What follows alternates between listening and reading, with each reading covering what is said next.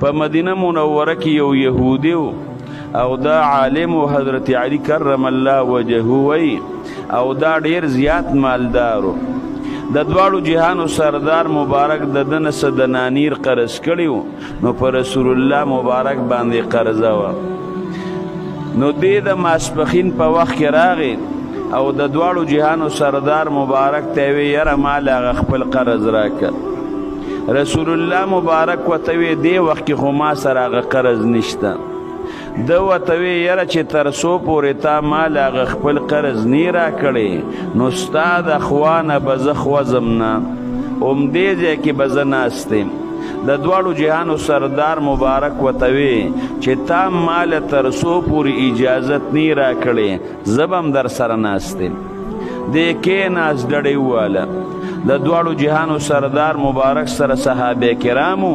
پاک پیغمبر مبارک خو هغوی یوازې نه پرېښودم رسول الله مبارک د ماسپخین منځ کو او چې کله سلام وګرځو هغه یهودي موقع شانتې ناست دی د دواړو جهانو سردار مبارک هم ورسره مسجد نبوي کې کېناست د مازدیګر د مانځه ټیم راغی خو دا یهودي خوځي نه هم هغه شانتې ناست دی د دواړو جهانو سردار مبارک د مازدیګر منځو کو چې سلام یې وګرځو یهودي هغه شانتې ناست دی رسول الله مبارک هم کېناست صحابه کرام هم کېناستل د ماښام د مانځه وخت راغی رسول الله مبارک د ماښام منځو کو چې سلام یې وګرځو یهودي ناست دي ځینه صحابه کرام هم کېناستل د ماسخوتن منځ د دواړو جهانو سردار مبارک وکړه صحابو چې سلام وګرځو رسول الله مبارک یهودي ناست دي ځینه د دواړو جهانو سردار مبارک هم ورسره کېناست دغه یهودي ټوله شپه ناست دی د دواړو جهانو سردار مبارک هم ورسره ناست دی د دواړو جهانو سردار مبارک د سار منځ وکړه یهودي هم هغه شانتې ناست دي خوځي نه نو ته سوچو که ماسپخین راغلی دی مازدیګر شو ماښام شو ماسخوتن شو همدغه رنګې رسول الله مبارک ناست دی سم نه لاس غونډه ورځې هم پرېښوړه غونډه شپې هم پرېښوړه صحابه کرام هم ناستي رسول الله مبارک یوازې نه پرېښود دغې صحابه دغې یهودي ته اشارې شروع کړې چې ظالمه دا دومره ګستاهي څوک کوي لکه دا تا چې وکړه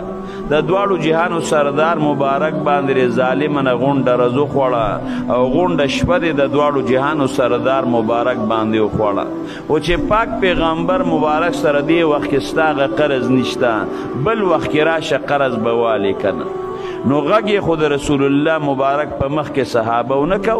د پاک پیغمبر مبارک ادب یې کو خو ده ته به یې داسې پټې اشارې کولې سترګې روزې به یې ورته والې چې د دې خپلې ګستاهۍ نه ووړه ګنه دې جومات نه به دې موږ په زور وباسو او که ته اوځې نه نو کیدی شي چې موږ دې قتل کړو ولې دا ګستاهي به ته د کمې پورې کې د دواړو جهانو د سردار مبارک نظر دا په صحابو باندې شو د صحابو په حرکاتو باندې پیش هغوی ته اشاره وکړه چې اشارې ورته مه کوئ صحابه ورته وایي ای د الله رسوله یو یهودي به څه حیثیت لري یو یهودي ته په جومات کې بند کړی غونډه ورځ یې د باندې وخوړه ماسپخین راغلی دی مازدیګر شو ماښام شو ماسخوتن شو سار شو څه پورې ناست دی یهودي بسی منگ تا حکم وکړه چې دا سر تی پتوره و اخوی تی وغورځو د دواړو جهانو سردار مبارک ورته څه وایي رب العالمین د دې نه منې کړی چې یو معاهد باندې او یو ذمي باندې ظلم وکړم الله د ظلم کولو نه منې کړی غږ یې نه کوئ غږ به ورته نه کوئ په دې کې د سبا دا رڼا نور هم خوره شوه نور پراختو شو چې کله انور راوخت د انور رڼا لږه راوچته شوه دغه یهودي د دواړو جهانو سردار مبارک ته څه وایي د الله رسوله دا کم حرکات سکنات چې مې وکړل دا تا ته چې دا کم تکلیف مه ورسو دا مې قصدن عمدن دا کار کړی دی زمنګ په کتاب کې او په تورات کې د آخر زمانې د پیغمبر ذکر راغلی دی نو په هغې کې دا خبره ده چې د آخر زمانې د پیغمبر نوم به محمدي او د پلار نوم به عبدالله وي په مکه مکرمه کې به پیدا کیږي او مدینه منورې ته به هجرت کوي نو ستا نوم محمد دی او د پلار نوم دی عبدالله دی مکه مکرمه کې پیدا شوې مدینه منورې او طیبې ته د هجرت وکړو خو بعضې صفتونه نور هم زموږ په کتابونو کې راغلي وو ما وی هغه پکې ګورم چې هغه درکې شته و که نه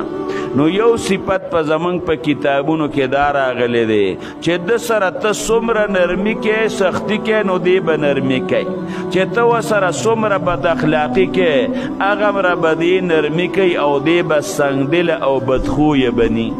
نو ما تا سره سختی وکړه په تا باندې مې غونډه ورځ وخوړه غونډه شپه مې در باندې وخوړه زه یو کس یم تا سره ملګري شته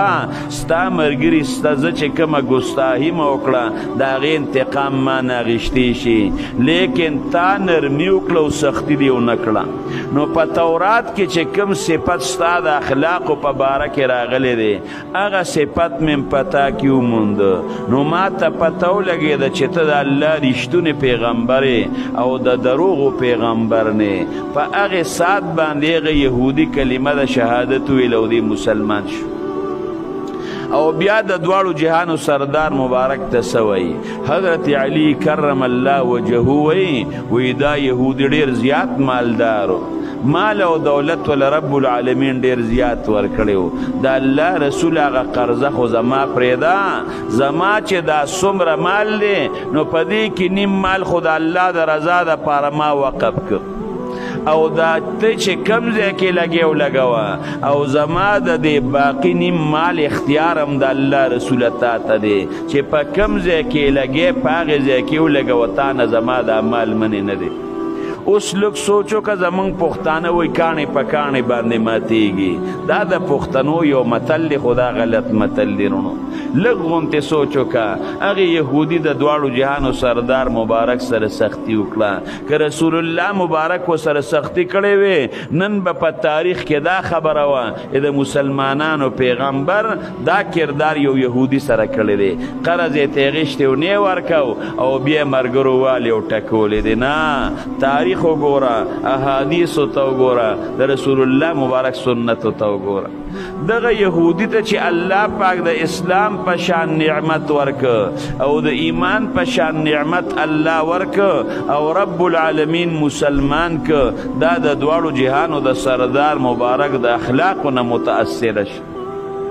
حالان کې حسد یې کو بغض یې کو خو چې ورته پته ولګېده چې د رسول الله مبارک خشته اخلاق دي او دا رښتونی پیغمبر دی مسلمانېږم نیم مال صدقه کویم د باقي مال اختیار هم د دواړو جهانو سردار مبارک له ورکوي یا خو قرض یې غوښته یا خپل سر یې د دواړو جهانو د سردار مبارک په قدمونو کې کېښود الله ته صحابي جوړ که د ټولې دنیا اولیاء الله چې را یو ځای کې اوس ورته په مرتبه کې نه رسي